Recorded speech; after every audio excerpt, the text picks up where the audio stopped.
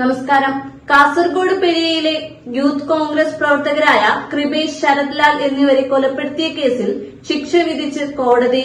10 പ്രതികൾക്ക് ഇരട്ട ജീവപര്യന്തം തടവ് ശിക്ഷയാണ് കോടതി വിധിച്ചത്. 1 മുതൽ 8 വരെയുള്ള പ്രതികൾക്കും 10 മുതൽ 15 വരെയുള്ള പ്രതികൾക്കുമാണ് ജീവപര്യന്തം തടവ് വിധിച്ചിരിക്കുന്നത്.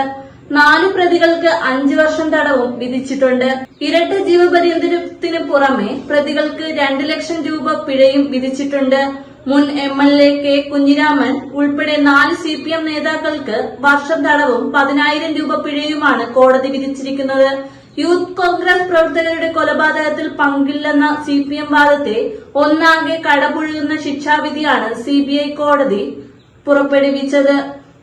എറണാകുളം CBI പ്രത്യേക കോടതിയാണ് ശിക്ഷ വിധിച്ചത്.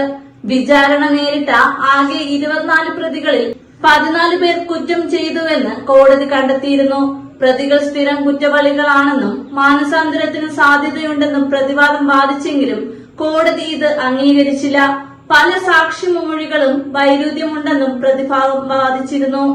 ശിക്ഷയിൽ പരമാവധി ഇളവ് നൽകണമെന്ന് കോടതിയിൽ പ്രതിഭാഗം വാദിച്ചത് മാത്രമല്ല, കുറ്റകൃത്യം അപൂർവങ്ങളിൽ അപൂർവമല്ലെന്നും പ്രതിഭാഗം ചൂണ്ടിക്കാണിച്ചിരുന്നു. നേരത്തെ കേസിൽ വിചാരണ നേരിട്ട 10 പ്രതികളെ കോടതി വെറുതെ വിട്ടിരുന്നു. ഇതോടെ കേസിൽ ഇനി ശേഷിക്കുന്നത് 14 പ്രതികൾ മാത്രമാണ്. ഇവർക്കുള്ള ശിക്ഷയാണ് ഇന്ന് കോടതി വിധിച്ചത്. 6 വർഷത്തോളം നീണ്ട നിയമ പോരാട്ടത്തിനും 20 മാസത്തോളം നീണ്ടുനിന്ന വിചാരണയ്ക്കും ശേഷമാണ് കേസിൽ വിധി വന്നിരിക്കുന്നത്. കേസിൽ കുറ്റക്കാരെന്ന് കണ്ടെത്തിയവർ ഭൂരിഭാഗവും CPM നേതാക്കളും അനുഭാവികളും ഒക്കെയാണ്.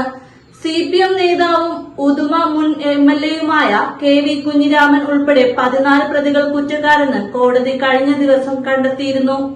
കേസിലെ 1-ാം പ്രതി P പീതാംബരൻ ഉൾപ്പെടെ 10 പ്രതികൾക്കെതിരെയാണ് കൊലപാതക ഗൂഢാലോചന, നിയമവിരുദ്ധമായി സംഘം ചേരൽ, കലാപം സൃഷ്ടിക്കൽ, തടഞ്ഞുവെക്കൽ എന്നീ കുറ്റങ്ങൾ കണ്ടെത്തിയത്. വധശിക്ഷ വരെ ലഭിക്കാവുന്ന കുറ്റങ്ങളാണ് ഈ പ്രതികൾക്ക് എതിരെ ചുമത്തിയത്. 2019 ഫെബ്രുവരി 17-നായിരുന്നു യൂത്ത് കോൺഗ്രസ് പ്രവർത്തകരായ ശരത് ലാലിനെയും കൃപേഷിനെയും രാഷ്ട്രീയ വൈരാഗ്യം മൂലം പ്രതികൾ ക്രൂരമായി വെട്ടിക്കൊലപ്പെടുത്തിയത്.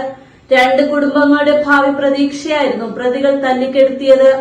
വ്യക്തിവൈരാഗ്യമെന്ന് CPM ലാഘവത്തോടെ പറഞ്ഞ കേസിലാണ് ഇപ്പോൾ മുതിർന്ന നേതാക്കൾ ഉൾപ്പെടെ അഴിക്കുള്ളിലേക്ക് പോവേണ്ടി വരുന്നത്.